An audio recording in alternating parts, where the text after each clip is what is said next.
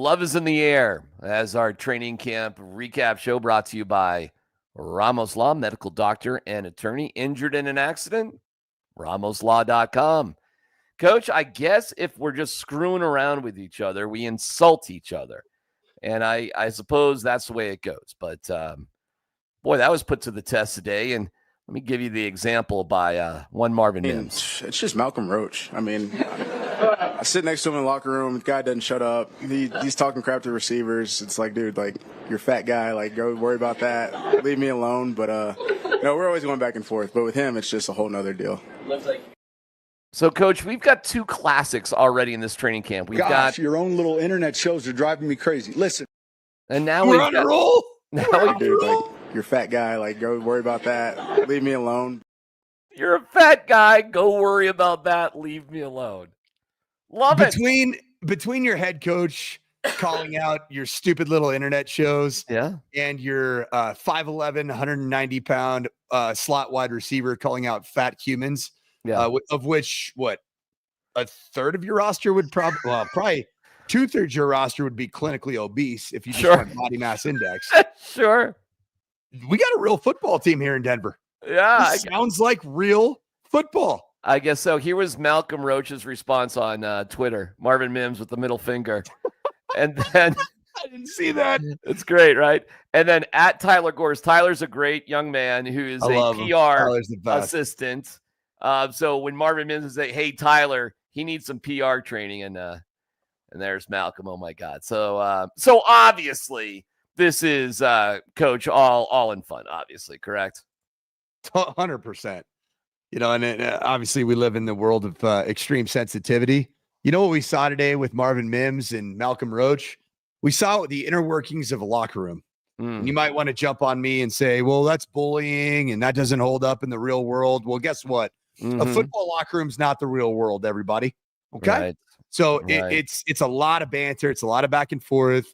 A lot of times the small guys like Marvin Mims, those guys get some shots from some big fellas about how, hey, you better watch your mouth or I'm going to whoop your ass in the locker room. That's just kind of how the football locker room goes. And I like the fact that the Denver Broncos now feel comfortable with one another, and they're connected enough as a team to feel like they can have these types of jokes and humor in the public eye. All right, well, let's talk about the genesis of these comments. And it was mostly the defense, but a nice response by the offense late. It was. The defense, I'll say this, man, this defensive unit, even more so than last year's training camp, it's got a level of an edge to it that you can feel it. It's palpable. Unfortunately, from 10 to noon, I guess fortunately, I'm on the air. So I don't have a chance to really get the audio of offense versus defense and the back and forth and the trash talking. So I get to watch. And if you tune in to Twitch to watch us on the Safeway Twitch app, or if you're watching us on the YouTube channel, which make sure you like and subscribe. If you're watching this on X currently, get onto YouTube, look up Altitudes SR, and make sure that are you doing it right now? Are you liking this video and subscribing to our YouTube channel? I never even thought about subscribing until this moment right now. But why wouldn't you, Darren? Go ahead. But one thing I have noticed is guys like Talanoa Hufanga, Dre Greenlaw, that came from a very dominant defense in the San Francisco 49ers organization, they're adding another little element of chip on the shoulder, edge, vocal presence, a little bit of crap talking that I think honestly has been a bit overwhelming for the offensive unit. And I think Sean Payton loves it. I think Sean Payton sees glimpses of the height of the New Orleans Saints when back and forth it was talking, it was chirping, it was competitive. And your very host on PhD, Tyler Columbus, had a chance to talk to Sean Payton, and he said he was almost giddy. He was giddy after practice. I mean, they walked for a good 50 yards together after the practice today, and he said, "How about that chippiness?" A guy that's always been chippy is Malcolm Roach. We learned that. We've learned that. And he's not the first. Marvin Mims wasn't the first guy to tell us that Malcolm Roach has been the chippiest dude out there. But now I think he's got some real backbone in Talanoa Hufanga and Dre Greenlaw as two players that have been there. They've been to the big show. and they've talked a whole lot of mess, and they've played with that physical edge. And you asked the question today. I joined you guys while I was stealing airtime on PhD. I was a thief. I was addicted to airtime. But what you asked me is, can you have too much on the defensive side of the ball? It's funny. Tyler and I looked at each other, lifelong football guys, right? Yeah. We're like, no. Yeah. No. Yeah. And we're offensive guys. He's an offensive line. Like, as a quarterback guy or as an offensive play caller or as an offensive tackle, dude, there's nothing that you hate more than when you see a defense on a daily basis in practice that is just inside of your kitchen, man. They're just giving you the business verbally, physically, and then just playing the mind games to mind screw you. But I did love today what happened is the defense won the majority of the day. I think why Sean Payton was in such a good mood at the end of the day, 3rd down and long, the last period of the day, 3rd and 10, the Broncos offense behind Bo Nix, which is fair, has been really stagnant. And it's not because Bo's been terrible. So don't worry about the sophomore slump. It's because his defense is that good. But Bo Nix completed 2 out of 4 of his 3rd and 10 attempts, 4 first downs, one of which was the first play to Cortland Sutton on a climb route. It's kind of under the Sam, over the mic, about 15 yards over the ball, nice vertical climb in the pocket.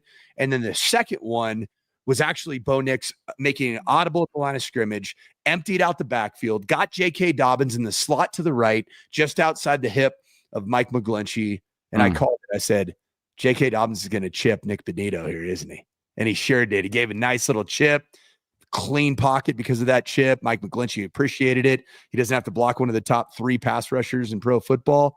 Bo Nix steps up, and guess who he finds for the second 3rd and long completion of the day? None other than the superstar wide receiver that we didn't know we needed, Trent Sherfield. Yeah, interesting. Keep hearing good things about a guy we thought was just going to be here for special teams. The guy is dependable. He is. Could he be a thief for playing time? I think he's going to be a rep thief. You know what role I can already see Trent Sherfield playing that Sean Payton, I think he misses right now. What's that? He misses his guy, Lil Jordan Humphrey. his dependable chip.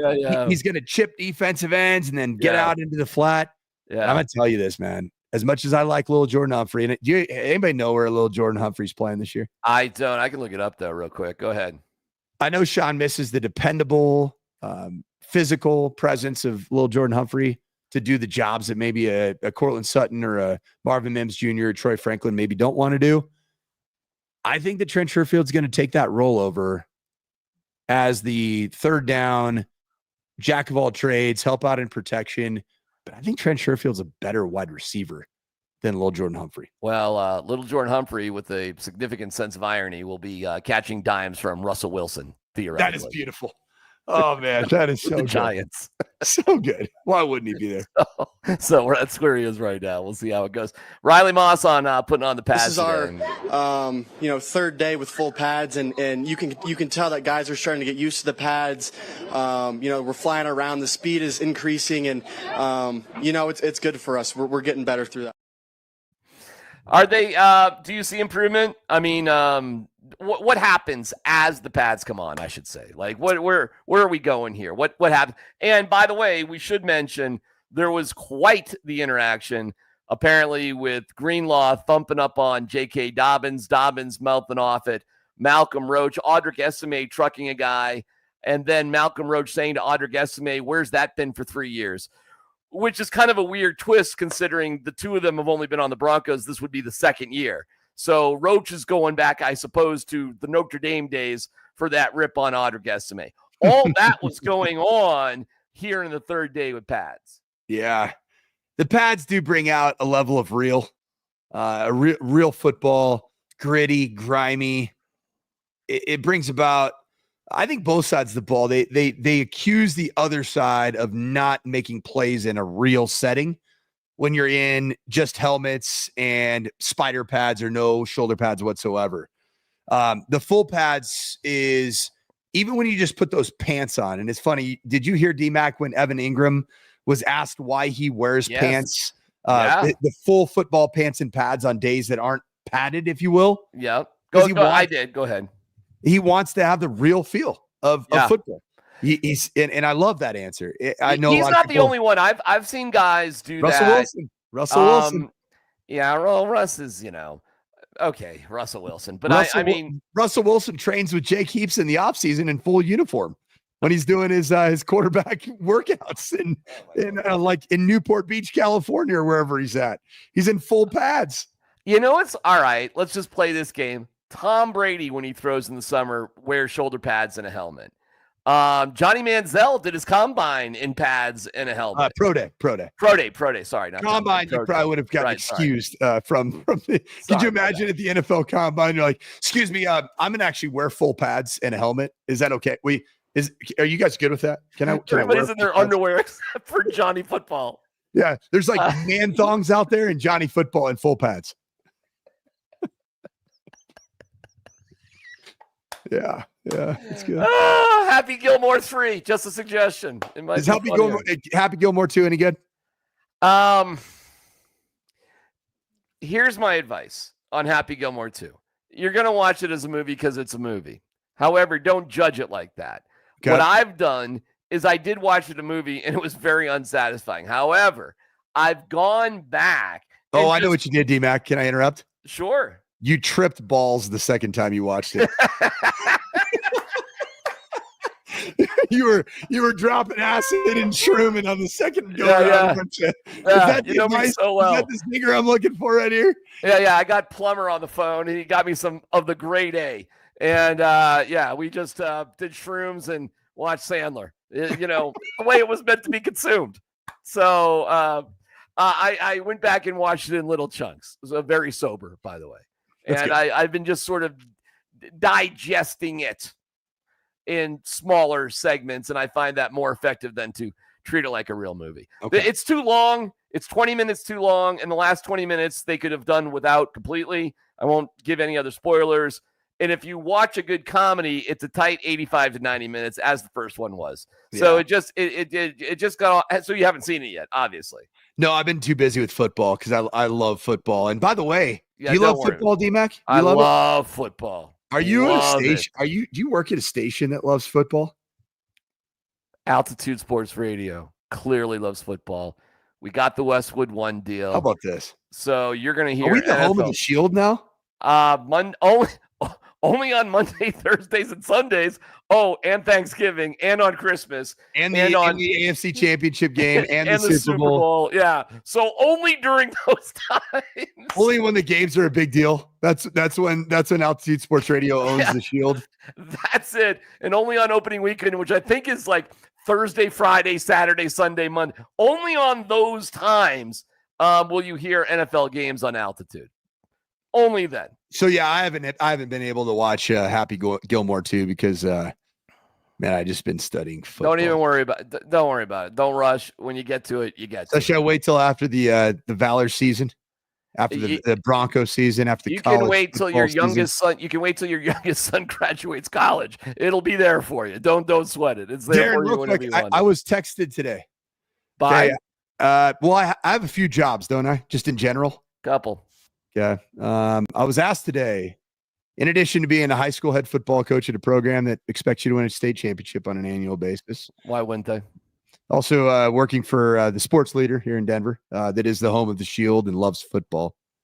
Doing some 9 News this year. Going to do preseason games. I'm going to be at the desk for pregame, halftime, and postgame of all 3 Denver Broncos games that are being carried on 9 News. Very nice. We'll be working with Romy on the on CBS, baby. Wait, on what show? The CBS. We called it the Football Blitz on Saturday nights, which preps you. It gets you nice and ready for Sunday football Saturday night. How do you have a deal with 9 News and Channel 4? You know what I do, DMac? How did that happen? I am Mr. Congeniality. I just shake hands and smile, and I'm everybody's buddy. Don't pick any sides. I am Switzerland of sports talk radio and even TV. Well, I got asked today. That's fantastic. To do the color commentary for Altitude TV's game of the CSU Rams. What? Versus the University of Northern Colorado Bears, of which your son played baseball He did. He was Can there. I do it? Yeah. Can I fit that in amongst my busy schedule? I guess so. I assume the game's on a Saturday. Yeah, should I just say yes? Well, is it a night game? Canvas Stadium, 4 o'clock. Opening game for CSU. What day of the week is it on? It's a Saturday. At 4 o'clock? Yeah.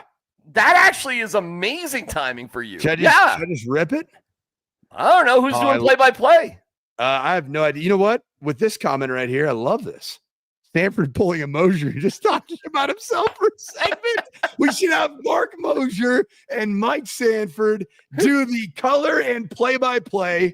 Two complete narcissists that could not get a word in about the game because we're too preoccupied talking about our very own selves. By the way, you need to stay till the end of this podcast because I have a Mark Moser treat for all of you. I love it. So you probably can guess. Is it a treat that involves calories and sweets? My friend, with that, it's a tease. So hang in there, everybody. And I've learned this about you, DMac, is that you pay teases, man. I'll pay it off, but I'll pay it off. I'm going to make you earn it because we have more football to talk about. But stick around for Mark Moser's finest moment. When we talk some X's and O's, how about that? Let's do that with Riley Moss. Get some coach stuff going. Talking about how to play defense there at the corner.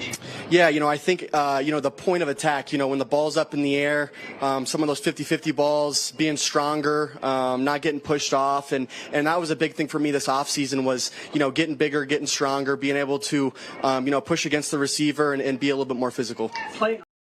He said he put on about 7-8 pounds of good muscle weight. And he's growing the beard, which I didn't even recognize him today. I'm like, whoa, you look different, but okay. So talk to us about those X's and O's. Talk to us about what he's talking about and how he can improve in that fact. Yeah, so Riley Moss, a player that I've had a ton of respect for a long period of time. The guy plays cornerback, right? Am I right in saying he plays corner? Yes. At the highest level? Yeah, yes. There's something about outside cornerback too. He's not inside. There's something about him that's maybe a little bit different than other cornerbacks in the National Football League. That he's white? Oh, I didn't know if that's what you were going to allude to. I was going to say that he has a Midwestern accent. Not many corners that I know have an accent from Upper Ankeny High School in Iowa. Tyler Palumbus said today, good thing he grew the beard so we could tell the difference between him and Cooper DeJean. Correct. Although I misspoke. He went to Ankeny Centennial High School in Ankeny, Iowa. Yeah. But how about that, man? When you hear Riley Moss talk, is there a more upper Midwest accent skill player in pro football right now than Riley Moss? All right, get to your point. Let's talk about what the hell he was talking about with let's grabbing the high pointing and all that stuff. I mean, what it is that he got targeted often. Mm-hmm. And I actually, there's another clip. I don't know if you clip this off, DMac. I know you've been working. I do not. Those are the only ones I got today. So from Riley Moss I was at his scrum today. I wanted to ask him a question, but he kept answering my questions that I had in my mind as he was answering other questions, right? And one thing he said is at the University of Iowa, I coached against him 2 years in a row, and he intercepted my quarterback 3 times in 2 seasons. Wow. He has incredible ball skills. Okay. Now the transformation for the player Riley Moss from a scheme standpoint is that Iowa, they were predominantly a zone coverage outfit. Okay. They played cover 4, which is quarters across the board, cover 6, which is quarter halves, where if you're the boundary corner, you're just playing in the flat and you have a safety that's protecting over the top in the deep half. And then they played a little bit of cover 3 buzz, which is where your nickel, who plays nickel for the Denver Broncos right now? McMillan and Jahdae Barron is correct. A little bit of a battle. So the nickel plays outside leverage on the slot receiver to the field, and then the safety at the snap comes and buzzes inside to the field and plays in the middle hook area. Okay. So Riley Moss his ball skills at Iowa were so good because what Riley Moss was able to do in zone coverage is look at the quarterback. He could read the quarterback's drop.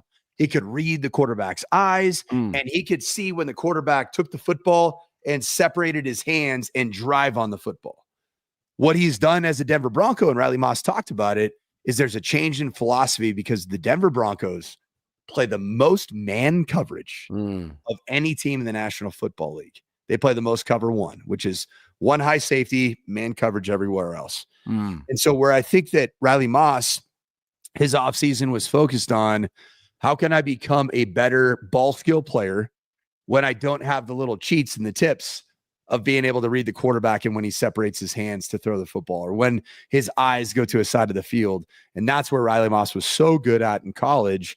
But Riley Moss is long enough, athletic enough, and tough enough. And I'd say smart enough to be a very, very high-end competitive man coverage corner. It's just going to take a little bit of time. And I think last year he acquitted himself well, but where I didn't see what I predicted to see last year, and I believe I'll see this year, is the interception totals, because the guy he will steal the football from you.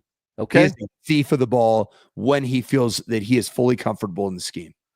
Well, I love that. Do you think they'll move Surtain around to the Justin Jeffersons of the world, or do you think they'll just keep Moss on one side and Surtain on the other? I think that Pat Surtain is good enough, smooth enough, dominant enough to, and the Broncos play enough man coverage in their base defense where it's not really an indicator if you just track a Justin Jefferson, a Jamar Chase, around the field. Who else? I'm trying to think who else the Broncos will play this year that you would deem to be a legitimate bona fide, like, well, you got Cincinnati in week 4, so you get T and you get Chase in week 4. Yeah, and that'll be a big challenge for Riley Moss because last year PS2 stayed on Chase. Yeah. T Higgins 8. He got paid. He got franchise tagged because of what he did against Riley Moss in that game.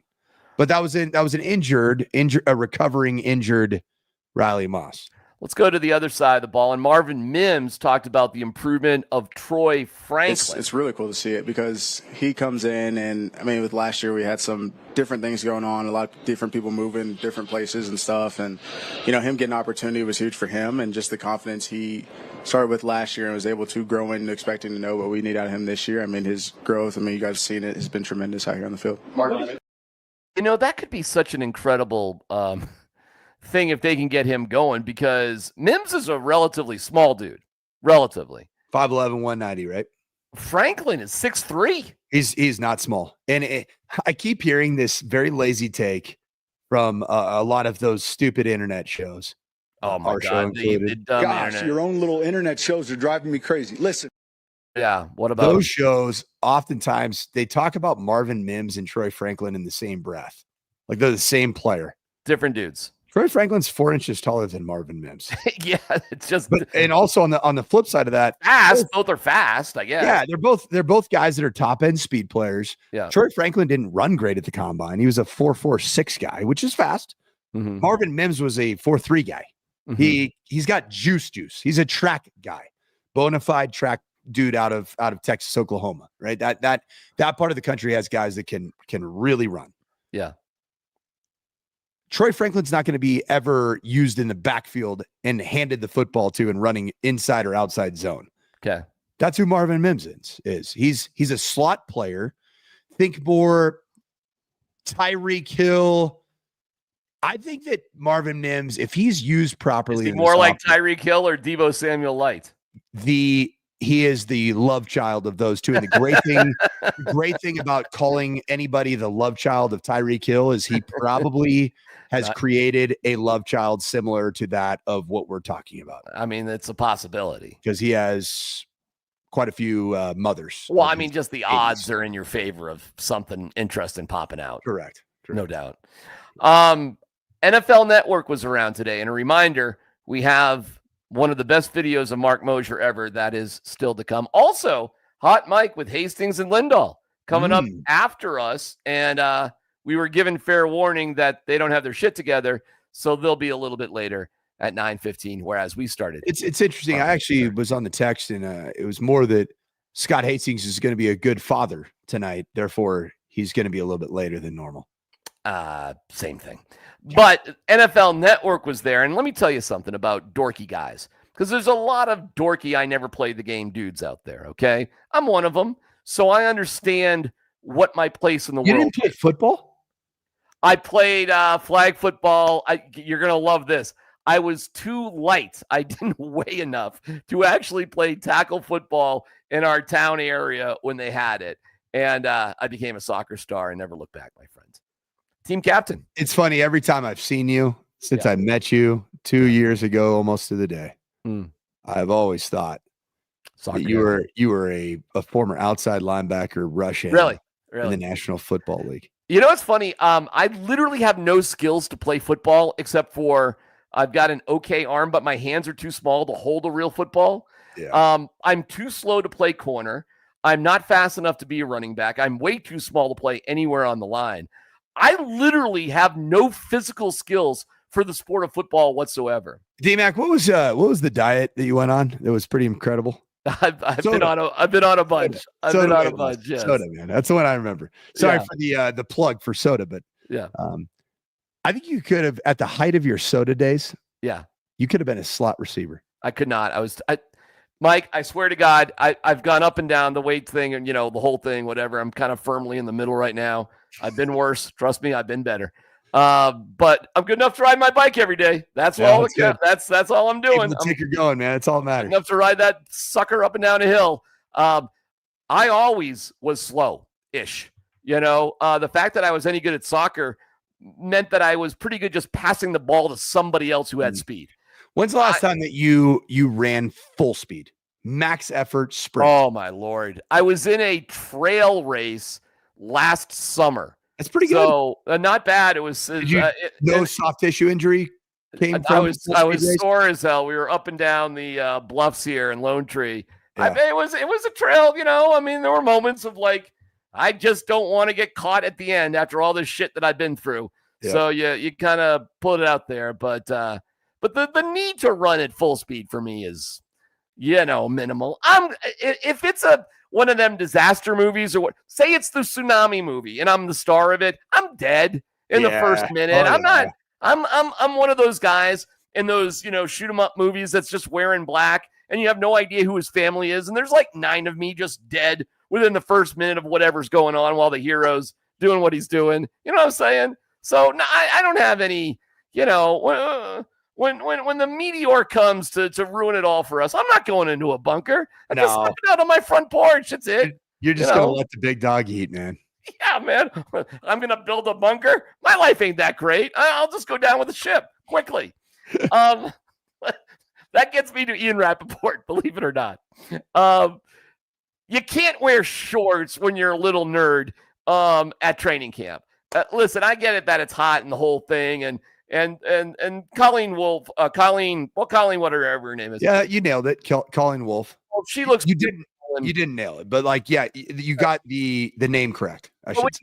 Ian Rappaport on the chair, and he's too short to actually be on the and there looks like Bo Nix about to give him a wedgie and stuff him in the locker. And that was the NFL Network today as they came out to interview Bo Nix. And if you just want to see an uncomfortable male, may I present for your pleasure Ian Rappaport talking to Bo Nix about being a target. That was the ultimate Maverick montage for Bo Nix, was it not? It was the Maverick kind of tremendous body posture walking around clip where he's like sauntering on the field. And then it had the upward spike Maverick hair. Yeah. And then looking at Rappaport like, you're a complete clown. And I am a professional athlete and I am going to be a professional in this moment. Why did you ask me that stupid question? Well, I was going to go there too. Is there anything to it? Is there anything to that teams? It feels weird to even ask this question because I think it's a little silly. But were teams just taking him lightly last year? No, I don't think in the National Football League anybody takes anybody lightly. I always think that's an insanely dumb excuse at the highest level where these are highly paid coaches. They're highly paid athletes where every single one of those coaches and athletes that are putting the product on the field, if they don't perform because they can't psychologically prepare for whatever's in front of them, then they're going to get fired. They're not going to have a job. Right. So anybody who says that Bo Nix had success last year because he snuck up on him, it's just a lazy take. Bo Nix had success a year ago because he grew into the role. Sean Payton did a magnificent job of calling plays early on to create success and confidence for Bo Nix. And then Bo Nix became a very serious chip on his shoulder player that is set to prove the entire National Football League that he was not the sixth best quarterback in that draft class. Well, he's trying to be the best in the world. And he's Maverick. So I'm guessing he's on his way.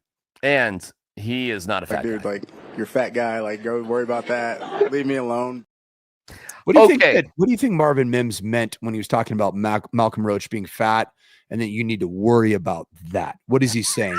Like, is he telling a guy that is paid to weigh 327 pounds that you need to lose weight in order to be better?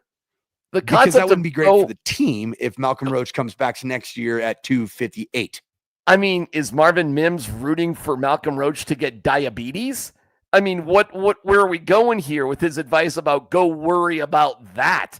You know, I mean, does he need to be fatter? Like, where is he going? Does he think Malcolm Roach might come down with gout? I mean, what are we doing here with this kind of advice? Oh, I think we got Coach frozen.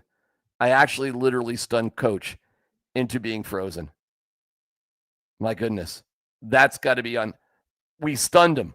We stunned him. You're a fat guy. Like, go worry about that. Leave me alone.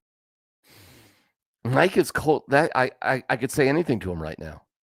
You could say anything to him right now. Say anything you want. Yeah. LOL, Coach. Coach looks frozen. Coach, you can still hear me. You may want to. There he goes. He's tapping out, and he'll tap back in again. You know, listen, what do you guys expect for? Gosh, your own little internet shows are driving me crazy. Listen. Yeah, that's all we got here. All right, I think we will get Coach back. And before we do that, I got some more from Bo Nix with his time on NFL Network, and it's about earning respect around the league. All right, and that's what they're working on. I'm a little bummed about Coach. Well, I can travel on the best I can.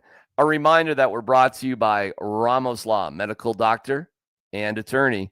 You can find him at ramoslaw.com. Coming up in just about 10 minutes, Andy Lindahl and Scott Hastings with Hot Mike, their take on everything that's going on with training camp. And we're, myself and Mr. Sanford, as he pops back on. There you go. Back on. Back to it. You good? Yeah, this is part of the reason I got to make the move down to civilization in the South Metro area, because Weld County is the concept of the worldwide interweb is fairly new up in these parts, and sometimes if there are too many hamsters on the hamster wheel, oftentimes the Wi-Fi ceases to exist. It just proves my point. Gosh, your own little internet shows are driving me crazy. Listen. I got it. Yeah, Listen, I'm sorry that our own little internet shows can't even have our Wi-Fi right. I want to do one quick thing before we get to the Mark Moser highlight. And this moment from Bo Nix. Now, have you ever gone on vacation with, let me play this. To your point, though, that was a fun trip. We took our parents to Italy. Gotta ask you, Coach, aside from your wedding, have you ever taken your parents and the lovely Anne-Marie's parents both on vacation at the same time to the same place? There could have been a homicide if that would have happened. So no. I've been together with my wife since 1988. Whoa. 88 was Alf on TV? Alf was awesome on TV. Wednesday nights. You gotta see it. You didn't have Alf on your bingo card, did you, tonight? I think it was like Mr. Belvedere, Alf, yeah. And maybe if we had time, the nanny. Man. How about Belky? Belky was great. Perfect strangers. You're not gonna win this conversation with me. But we could run the same race. What? I'm gonna hang though. I'm gonna hang. You're gonna hang. I'm gonna hang. I'm not gonna win it, but I'm gonna be able to. That's right. I'm gonna be on the playing surface. Okay. All right. So never would you or have you gone on vacation, never mind Europe, with both sets of parents? No. Okay. I just wanted to check. I think either Bo's mom or Izzy's mom was at practice today. That was cool. You'll have to ask Izzy about it. Like, I saw it on social media. you took both? DMac and one of our favorite ways to keep touch with all things Bo Nix is our girl Izzy Smokes Instagram account. It's unbelievable. It's great. And you know what? It's wholesome. It's great. It's transparent. It's real. Yeah. And you know what? I've got to know a little bit of Bo and certainly Izzy as well. Yeah. That's kind of who they are. It's not fake. You guys got to see her tomorrow. Be both parents. Really. You know what, though? I haven't seen a whole lot of Izzy around. We have a dead week this week at Valor. So I've been there. I'm still alive. But Izzy's been at practice every day, which is really cool. Last moment of Zen here, Coach. And training camp provides fantastic moments. And today we got... Like, you're a fat guy. Like, go worry about that. Leave me alone. And just by osmosis, and just letting the universe be open to you. Not knowing when magic's going to happen, but just being open to it. Can we be clear that amazing soundbite right there from Marvin Mims that said... Oh, sorry. I missed my cue. You're a fat guy. Like, go worry about that. Leave me alone. So that happened 2 hours and 10 minutes after this happened. Sorry. Here we go. Say it again. That amazing soundbite from Marvin Mims that said... Like, dude, like, you're a fat guy. Like, go worry about that. Leave me alone. Little did we know. I'm ready. Little did Marvin Mims know. Yeah. That a mere 2 hours and 10 minutes before that. Yeah. The TV face and voice of the Colorado Avalanche was doing this.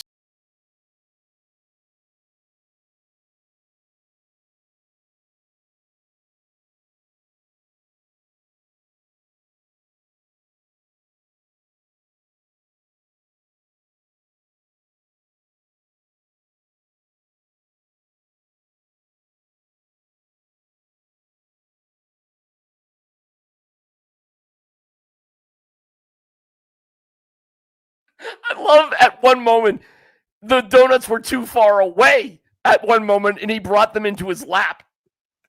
Like just a little too far away. But did you hear how this all happened? Raj, your wonderful partner, good yes. Raj. Yeah. Very generously, from what I understand, brought 25 munchkins from Dunkin' Donuts for all of us to enjoy. Sure. And if somebody brings something in like that, I would take one just to be nice. Don't be that guy to take zero, Vic. I mean, take one, be nice. Just a tip to see how it feels, but you don't have to go all in. No, I'd take even 3 would be the max, though. I mean, the absolute max out of 25. I'm going to play this again. Let's just count and let's see if we can come up.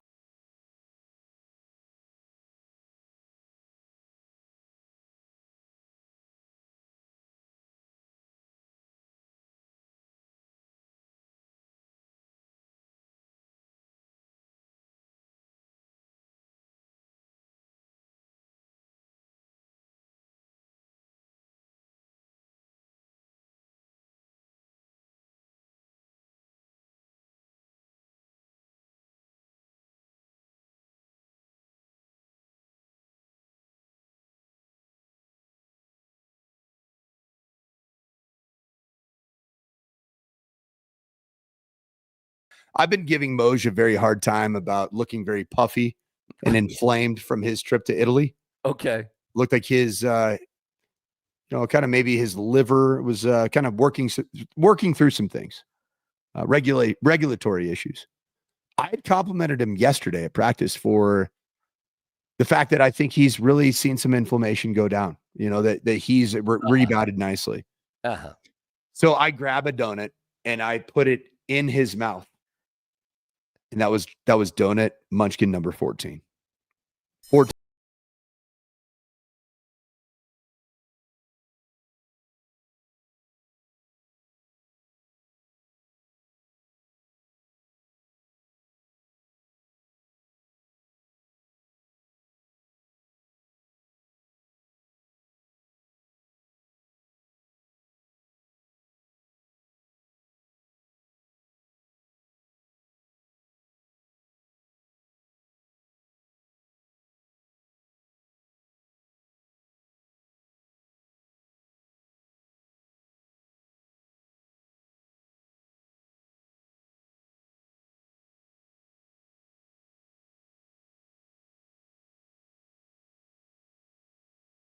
mean, Lord. All right, I think we've done it all. It was a fabulous, great day at training camp. Overall, really positive. It was a win for fun. Sean Payton in this franchise. Today was a win. Yeah, we got to make fun of Ian Rappaport. We got classic sound from Marvin Mims. You're a fat guy. Go worry about that. Leave me alone. And we've had a fun show here tonight with you only freezing up one time. Yeah, and the great thing about this show is that we are just one of many of what Sean Payton calls. Gosh, your own little internet shows are driving me crazy. Listen. And that's why we give way, and thank you to Ramos Law. Find him at ramoslaw.com. Because coming up in mere seconds, minutes, is Scott Hastings.